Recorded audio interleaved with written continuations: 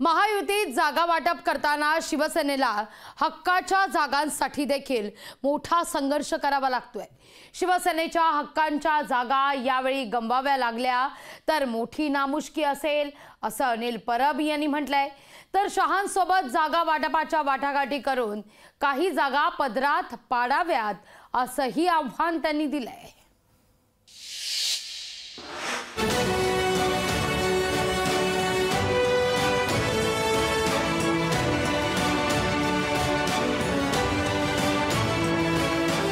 महायुतीत जागा वाटप करताना शिवसेनेला हक्काच्या जागांसाठीही मोठा संघर्ष करावा लागतोय। एक एक जागेवर दावा करताना ती सोडवून घेताना शिवसेनेची पुरती दमछाक होत चालली आहे। नेमकी हीच बाब उद्धव ठाकरे गटानं हेरली आहे। एकनाथ शिंदे आणि अजित पवारांमध्ये हिम्मत असेल तर त्यांनी अमित शहांसोबत जागा वाटपाच्या वाटाघाटी करून काही जागा पदरात पाडाव्यात असं आव्हानच अनिल परब यांनी दिलंय।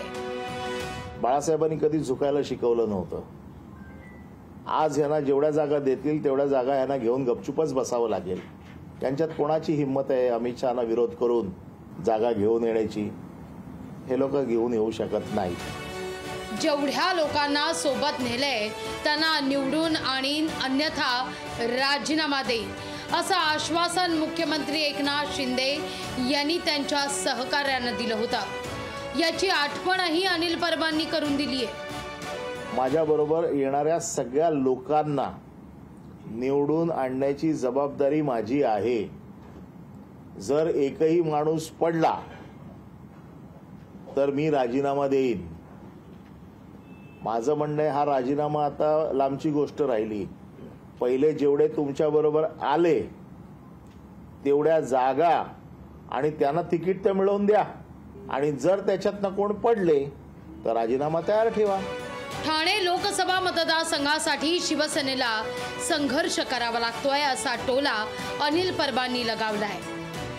वेळ प्रसंगी ठाण्यामध्ये मैत्रीपूर्ण लढत होऊन जाऊ देत, पण मी मागे हटणार नाही असं सांगून ती जागा घेतली, आणि तेव्हापासून ती जागा 2009 पर्यंत शिवसेनेने शाबूत ठेवली।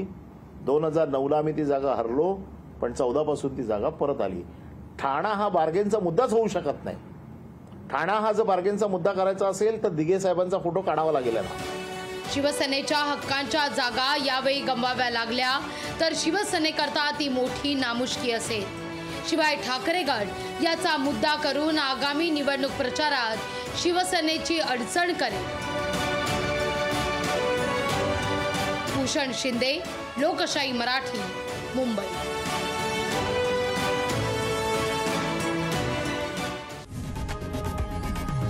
लोकशाही मराठी ऐका, पहा, जागरूक रहा।